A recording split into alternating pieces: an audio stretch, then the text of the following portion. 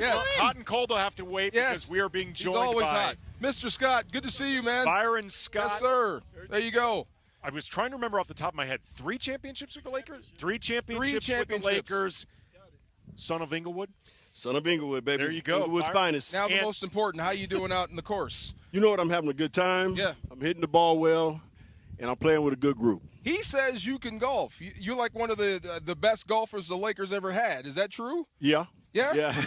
I also said that Byron does true. not lack for swagger. So I don't. That's the other part, yeah. That's true. You know, when you're a 3.3 handicap, you can golf. When did you get into golf? When did you start playing? I started playing when I was 32 years ago, so half my life I've been playing this game. And the guy who got me started was Big Game James Worthy. No way. He Yeah, loves Big Game him some James golf. Worthy got me started in golf, and to this day I owe that to him.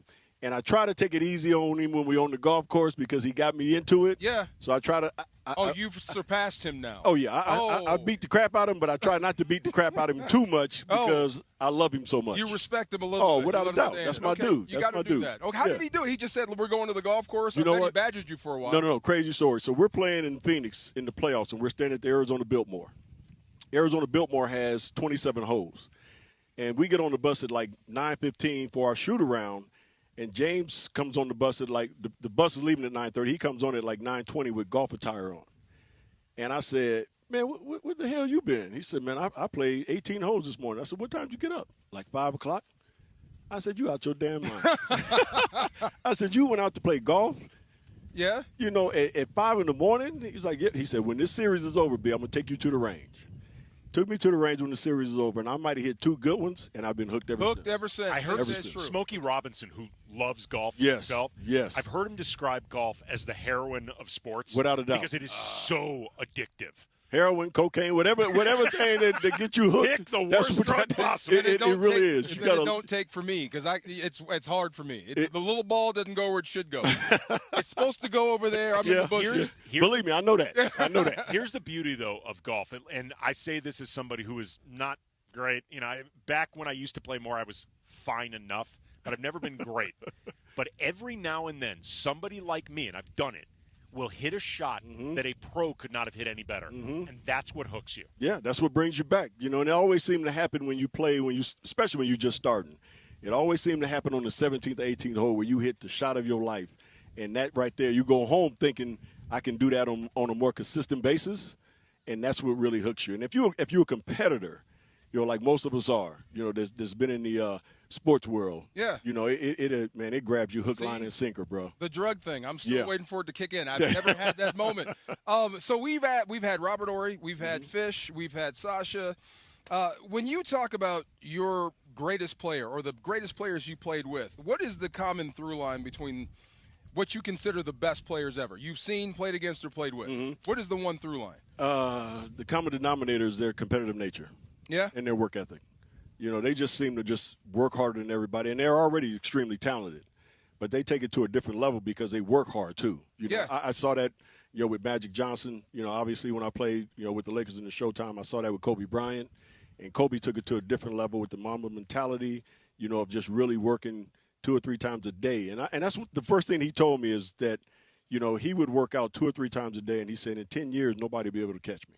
And he was right. You know, because if you put that much time into it, you're going to continually get better and better, you know. And he went to the gym every day, not after, you know, before practice, then practice, and then after practice, and he went there with a purpose every single time. He didn't go there just to shoot around. He went there with a purpose. So one day it might be just working on mid-range game and his footwork, you know. So, you know, the one thing that I've seen in all the guys that I've played with that are just great basketball players is, you know, their competitive nature, but the common denominator is their work ethic, man, is just, you know, unmatched. Well, 2 things about that, and we're talking with Byron Scott, 3-time champion with your Los Angeles Lakers. When you talked about Kobe and that work ethic and the obsessiveness of it, he, one off season, spent time working with Hakeem Olajuwon on footwork. Yes. And at the time, Kobe's post footwork, forget better than most guards in the league. It was better than most big men. Yeah. But Kobe still wanted to find that last inch that he could squeeze out of advantage. So he went with Hakeem, and my brother and I talked with Hakeem about this, and he was like, I was blown away by how good he was when he arrived. Yeah. You also, though, I believe your last season in the league was Kobe's rookie year, correct? Yes, yes. And I know you were basically his vet. Mm-hmm. Like, you really mentored Kobe. Mm-hmm. Did that work ethic strike you back then, like, as something really different? It didn't until about 5 years later, where I started to notice how his work ethic was just different than everybody else's, you know.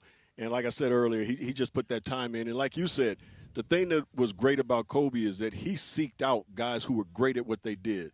You know, he was a perimeter player, but he also knew if he can get to the low post or the mid post, he was going to be crazy. Is about oh, yeah, it's about to get crazy. Oh, boy. You talking now. Hey, because you're talking about the recently inducted Hall of Famer, my boy, the best defensive player. Best defensive player. This is the best golfer other than Steph Curry in the world. Really? And I've been getting some tips from B out there, and it just hasn't caught on. So I'm officially out the game. B. Oh, my God. Michael Cooper joining us now. Yes, Recently, well, I told Coop, listen.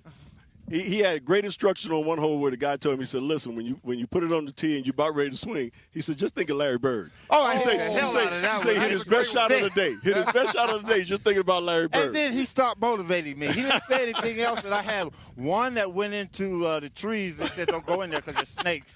And I had one that go to the ball, in the water. Oh, okay. But Coop, you held your end of the bargain. You made a putt? No, B. You hit the fairway? This is called celebrity golf. I like to think I'm a celebrity, so I came out here and I messed around. How you guys doing? I'm doing great. We're doing great. We're having fun. We're hanging out, watching you guys, talking about you guys. How you watching us from here? You can't see way up there.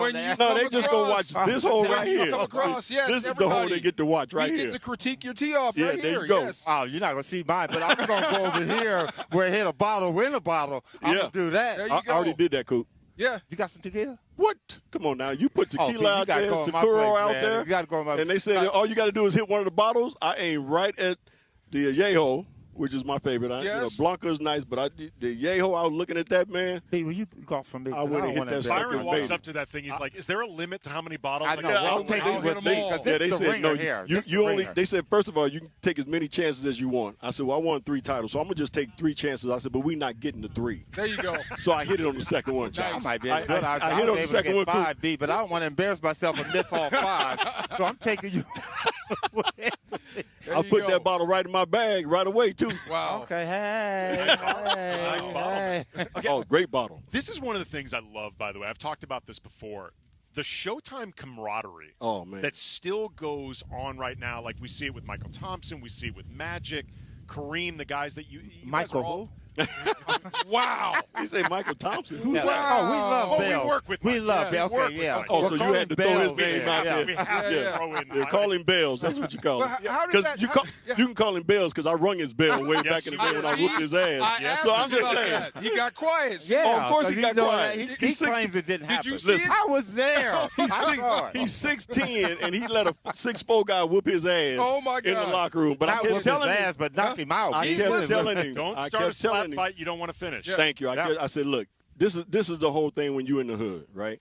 We had to fight all the time. I said, you 6'10", you ain't never had a fight. You was always bigger than everybody else, right? Right. So I had to slap out him a few times just to let him know that. I'm sorry. I'm sorry. I had to slap him. But to your point, my bad. To your point, I saw her look. She was like, oh, not again. That's my Showtime. bad. That Showtime brotherly love runs deep, man. Big time. I forgot we were on radio. Every time you guys do one of these reunions and stuff like that, it's awesome to watch. Yes. How did that family stuff begin? Who brought that in? I'm sure you guys didn't walk through the door that way. Well, I think it started in 1980 with Magic. And Magic brought the joy and fun to basketball. Dr. Buss brought the Los Angeles Lakers to be part of the community of L.A., and that means being a family. And it just kind of like infested in us, and it just grew. Yeah. All you guys are like-minded, and you put them in the same room, it's bound to happen. Yep. Listen, we get together, man. It's a party. We have a good time.